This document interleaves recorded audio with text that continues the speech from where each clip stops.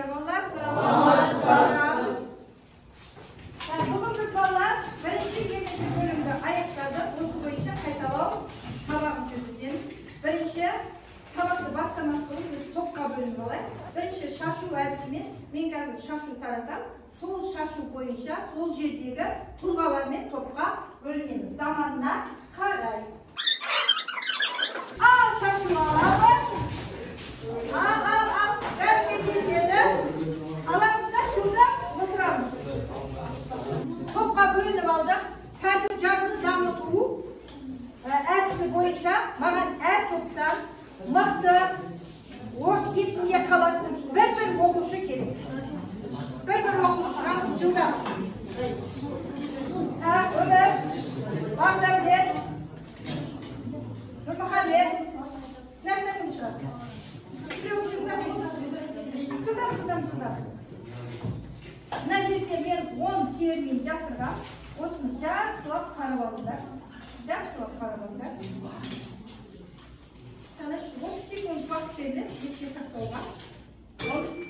Өз орындарына барыңдар, жылдам дәптерлерге нелерге айтасыңдар. Ал, қанша сөз ал оқиғыр, жылымық, тыңгеру, техникалық прогресс, ядролық қару, космопатализм, реформа, МСС, эрозия, тоталитарлық жүйе. Қайсысына осының ішінде не бересіз, сипаттама бересіз? Мен уақыт. Бұлай тыңдап отырыңдар. Қайсысы берілмеді, қалғаны сонда. Книга негізінен жаңағы ең алдымен орыстың негізі қазақ жерлердің негізі солай деп санайды. Яғни негізінде байланысты реформа қабылданғаннан кейін оған шайхтың қатысқан шайхтың жұмысына шешіледі. Ол оны Ана Мария қабылдайды. Книгасы бастайды. Ғалымдардың көбісі бұған қарсылық тұрған жаңағы бұған ешқандай жақсы қабылданып, тәңгегеруді қосатындарды біле. Негізі кісі кезінде 41,5 тың игерілді, ал Қазақстан жерінде 1,5 жеріндегі эрозияға ұшырады. Оның әсерінен шұғырға бағу саласы қосылды. Өте жақсы, жарайды. Сендер 9-ын таптыңдар, біреуі қалып кетті, қай сөз айтылмады сендерде. Реформа деген сөз. Ал мен қазір айтам, сендер түгілдіп шығыр. Қайсы қалып кеткен? Реформа, МТС, машина трактор станциясы, полигон. Сендерде реформа, МТС, полигон, тоталитарлық жүйе, ядролық қару, космопатализм, жылымық, эрозия, тыңгеру, ғылыми техникалық прогресс. Біреуінің ұмытып кеткесінде. Сендерде оқи қой. Жылдам.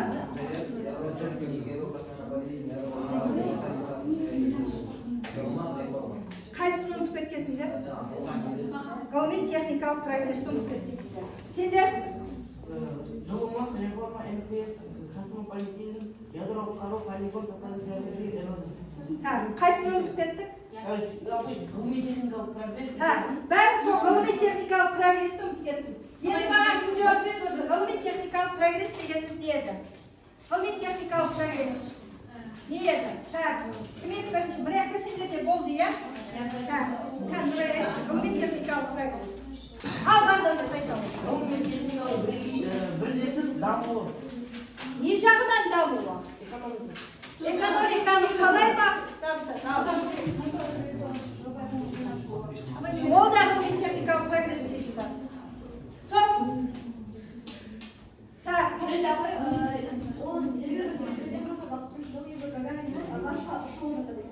Ол да ғылыми техникалық прогресске жатады. Сонда ғылыми техникалық прогресс деген қанымыз не болды бала?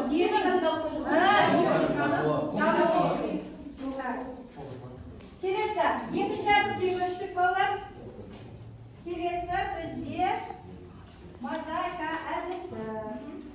Мозаика әдісі бойынша мен сендерге қазір мынадай деректер беремін, бірақ бұл жай деректер емес балалар. Біз мынаның ішінде қазақша ою бар, соны жылдам қай топ бірден біріктіреді екен мозаиканы. Соны біріктірген уақытта бәтін шығады.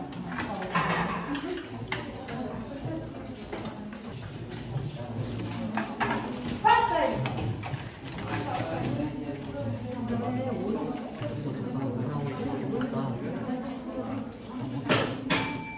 Аяқ бітті. Аяқ бітті. Бір балды беріп қоямыз. Аяқ бітті. Жоқ, бұл аяқ бітті. Ол да апай, біз қойды бақы. Жоқ, мыналар бітті. Мыналар бітті. Бірінші тез біткен топқа мен тағы да қосымша беремін. Бірінші біткен мыналар. Ал, енді мәтінменен жұмыс істейміз.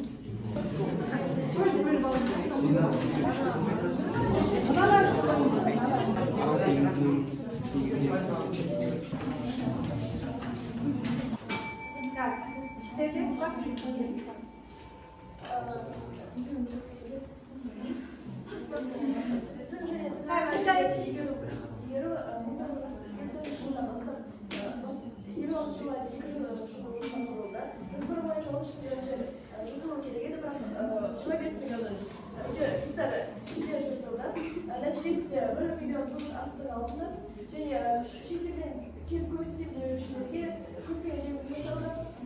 Төмен пайызбен несиелер және салықтан босатылды. Сіздерде берілген, сіздерде қастар аққалпақ дегендер, таңегер жалпылама мәлімет сіздерді. Сонымен таңегерді қосатындарыңыз бар ма?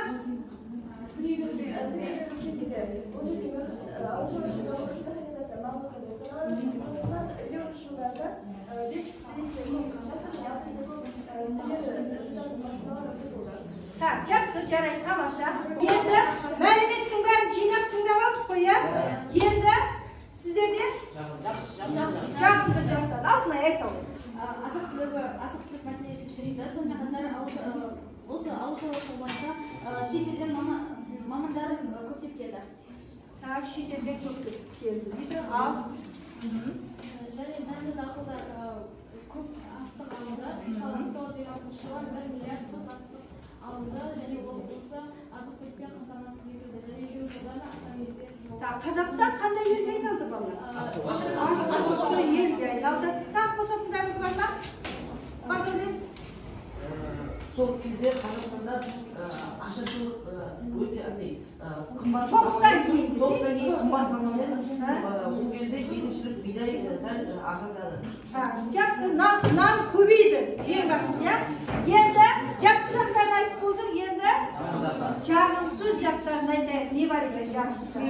Асығыс және шұғыл жүргізілді, күндік ахуал пайда болды. Тағы? 1954-60 жылдары 25,5 миллион гектар жер жыртылды. Және де соның себептерінен жер эрозияға ұшырады. Яғни бұл дегеніміз жер құнарсыздады. Ауыл шаруашылығы аттағанда егін шаруашылығы дамығанымен кейбір жерлерінде егін шаруашылығы ескі автолар берген айтпады.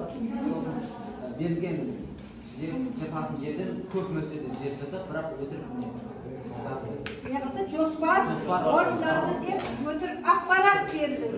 қазақ мектептері жабылып, орыс мектептері құрылды. Дұрыс. Және де астық бағасы төмендеді. Астық бағасы төмендеді деген ол қайсы жақ?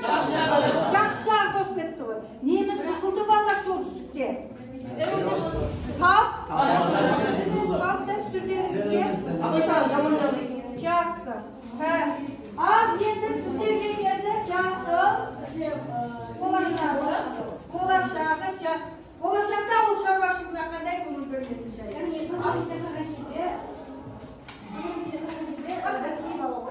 Ауыл шаруашылығы қатты маңызды бөлігін жатыр. Яғни сөйлем несиеде пайызда несие беріліп жатыр. Және де осындай шаруашылықпен кәсіппен айналысамын деген адамдарға, жеке адамдарға материалдық көмек, яғни қаржылай көмек беріліп жатыр. Биліктен енді осы тұрғыда қарап болашақта біз болжайтын болсақ, болашақта бізде мысалда топырақ эрозияға ұшырамау құрмалдырып тұру керек.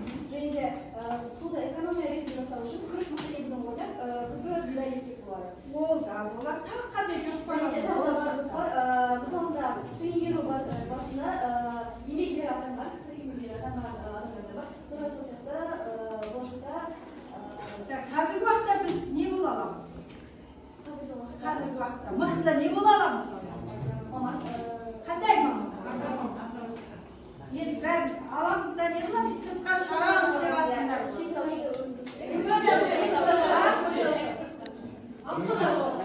Алпысардан ба ол? Мықты не бола аламыз? Кәсіпкер бола аламыз ғой. Міне мықты кәсіпкер болуға болады екен. Болашақта қандай тағы бар?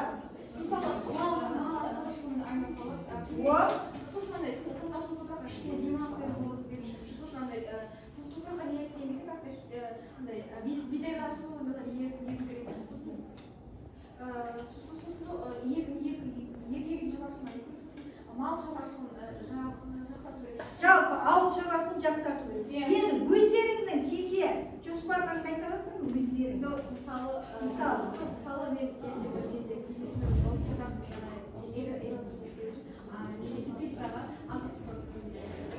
қызанақ пен помидор егеді. Тағы немен айналысуға болады балалар бізде? Гүлмен айналысуға болады ма? Міне болашақта біз қазір осы бүгінгі өткен тақырыптар бойынша тың қайған жерлерді жақсы, жағымсыз, жағымды және толық мәлімет алып болашақта ауыл шаруашылығы жөнінде мәселені талқылады. Қолдарына стикерлер бердім ғой балалар, иә? Осы стикерлер бойынша мен ішінде біреуін ғана белгілеймін. Қазір оның бәрін жинаймыз, лотерея ойын ойнатамыз. Түсінікті ма? Ал жинаңдар.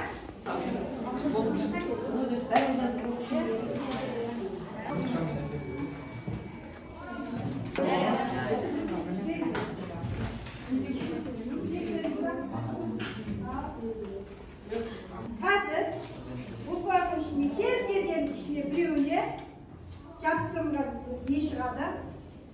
Қағаз шығады. Сол қағаз қайсысында жабыстырылады және біреуінде белгі бар. Бір деген сан бар. Сол сан шыққан команданікі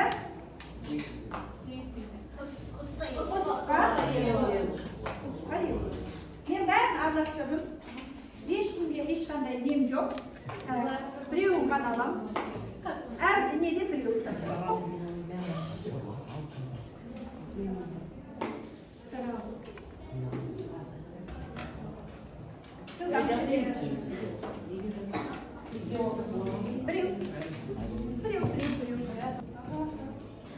көрері енді қайтау. Қайтау тұсқа ие болайын деп жүрегім. Үндемейміз. Бір деген сан кімде шықты? Кімде жоқ? 30 менде қалды. Жасмин 30-ға ие болды. Келесі сабақта Жасминға жеңіл болса және арнайы топқа сыйлық болады келесі. Алдымыздан секірге бүгінгі сабақта не қызықты болды, болашақта не тілейсіңдер, соларын жазып демейміз. Бүгінгі сабақтар өте керемет. Орта ғасырлар өте жақсы жауап бердіңдер. Ежелгі заман өте 4 топта өте жақсы жауап берді. Жылдап жазып неға береміз? Не қызықты болды? Саған не ұнады? Және не білген келер? Болашақ қандай ұсынысың бар?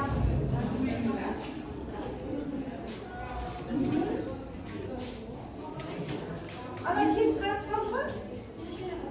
Жас.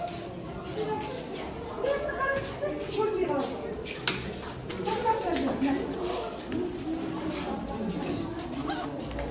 Әдемелеп жабыстырамыз, әдемелеп жабыстырамыз.